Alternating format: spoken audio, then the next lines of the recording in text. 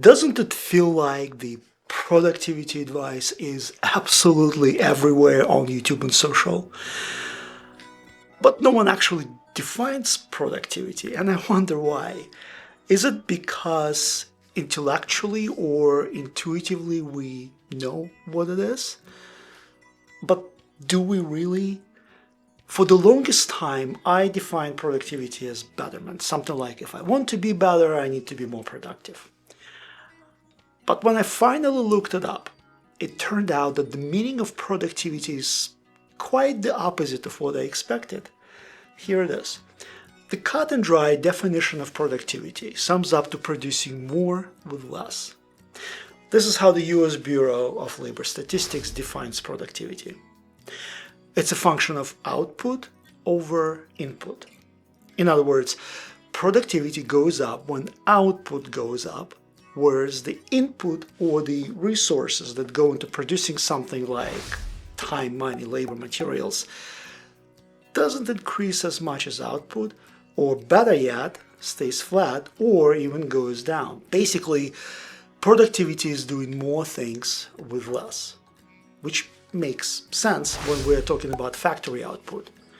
But what about productivity in the context of personal development? Does it also mean doing more things with less? It sounds like it, right? But if so, doesn't it land right into the broken concept that we need to do more in order for us to be more?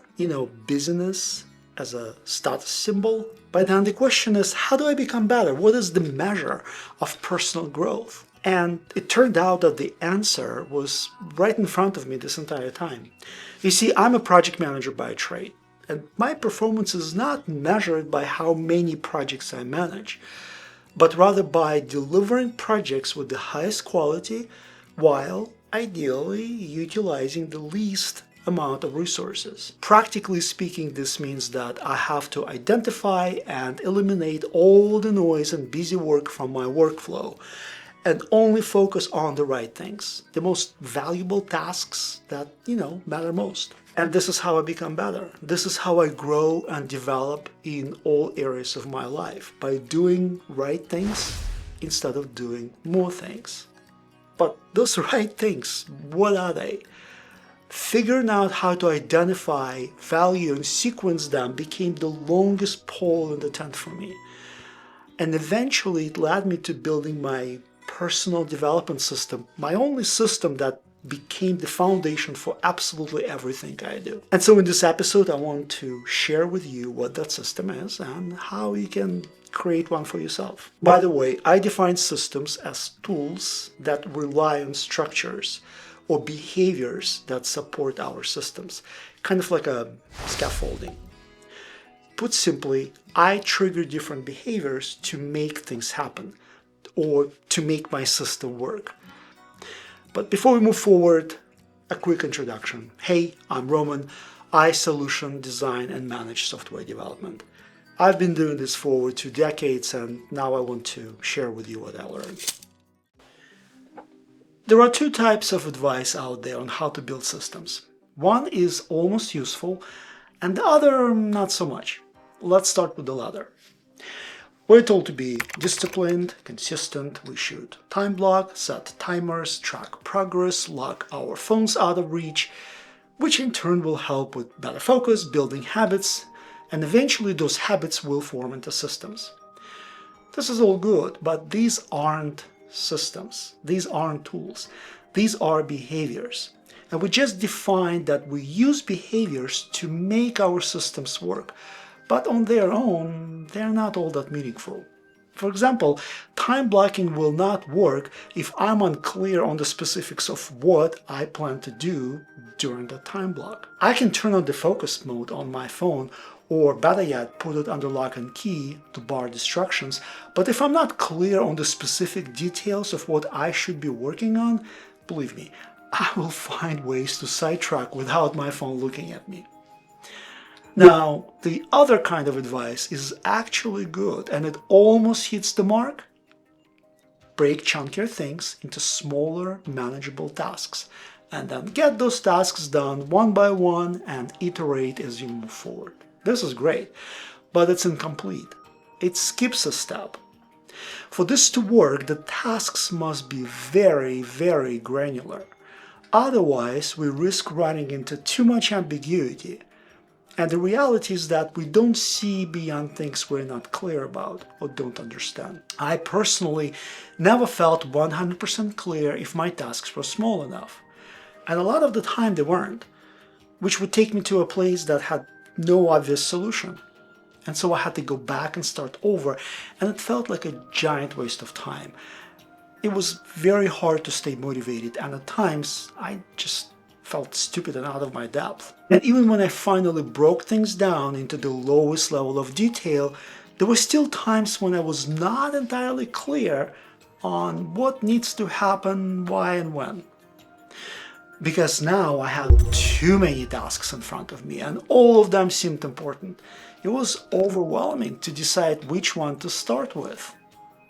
And yes, for the most part it was happening because in my line of work there is just always too much ambivalence, too many assumptions and too many unknowns to unbutton. But it was also happening because I didn't have a system to work through all that ambiguity. So that was my issue number one, and it was a big one, but there was something else. And that was having my mind jumping straight into solving how to accomplish that task. And if I already had doubts about my idea, this is where it would get crushed. I actually just heard recently that how is the killer of all dreams. And this is so true. There are simply too many unknowns and variables floating around when we are in this fragile ideation stage. Our minds are hardwired to keep us safe, and unknowns are just simply dangerous. The lesson that I learned was that there is actually quite a bit of distance between identifying the task and figuring out how to accomplish it. And that distance is filled with context. And if I don't fill it with context, it gets filled with fear and doubt. And that's when I walk away.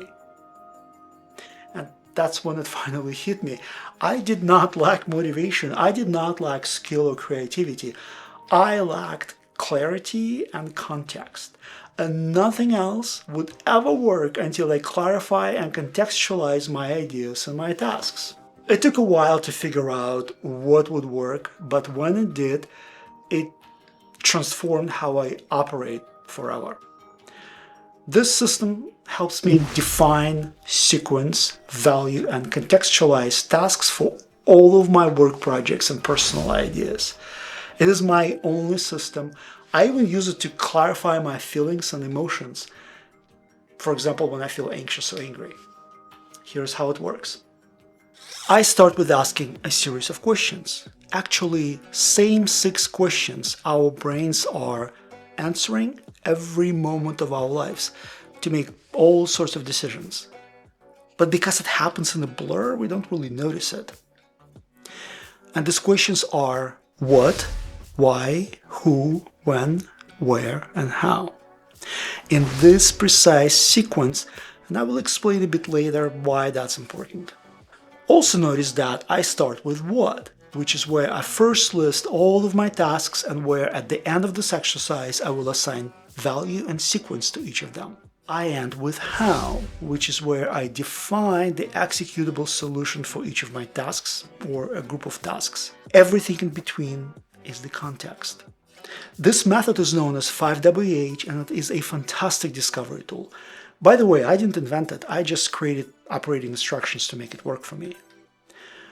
5WH is a descendant of what we now call the Socratic method, which was based on asking and answering questions to stimulate critical thinking. And the intention of this method was to understand and unwind complexity and assumptions through inquiry. Because when we ask what, why, who, when, where, and how questions, we almost involuntarily begin systemic analysis and evaluation of available information. What I found is that even when things look pretty clear and straightforward to me, 5WH will always generate new ideas and new viewpoints, while at the same time freeing up mental space for me to create more. And there's one other thing. 5WH lights up all the subconscious limiting beliefs and self-imposed barriers that I create to keep myself comfortable and safe and please everyone around me. When I'm working through 5WH and I hear myself say, I can't because I now know that unless it's a physical improbability, it is my mind trying to keep me safe. Now, it doesn't solve everything, but somehow that simple realization makes it a bit easier to push forward. All right, now let's go over my 5.5WH starter guide. By the way, I have an entire episode dedicated to how I work through it, and the link is in the show notes. Number 1, be brutally honest with your answers. If I'm not uncomfortable with some of my answers, I know I'm hiding something from myself. Number 2, write it down. Keeping it all in my head with everything else that's going on in there will not work. Number 3, remember the sequence: what, why, who, when, where, and how. The order of questions and answers is super important for this to work, and here's why. Without knowing what we're doing, it is not possible to define why. Once we know the what and the why, we can now answer the who question. For example, who is involved, who is affected, who benefits, etc. These 3 predecessor answers will then lead us to when our task should take place, which in turn will help us defining where it's best to happen. And lastly, the big one, the how. By now you should see why it's at the end. Answering 5 predecessor W questions provides the context, and it helps us define our action and our execution strategy. Number 4, I break down my what's into the smallest tasks possible. If my what's are too big and too ambiguous, I will not get the clarity and the context I need to execute. Simple as that. The smaller my what's are, the more clarity I will be able to extract and see what I need to do to accomplish it. So if I get to how and I don't see a clear executable action, it means that my W's are just too large and vague. And so I have to go back for another round. To avoid going back all the time, I use the rule of 3. If I can list more than 3 whys for each of my what's, that what is too big and it needs to be broken down further. It saves me a ton of time and keeps me engaged. Number 5, another rule of 3.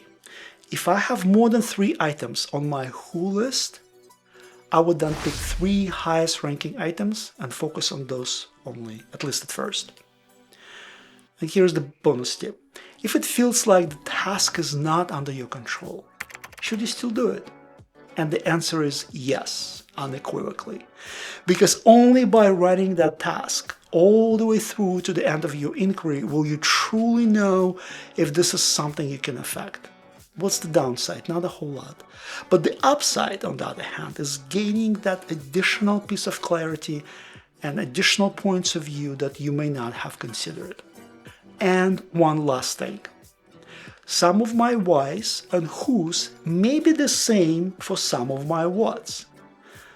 I don't bundle them together just because of that.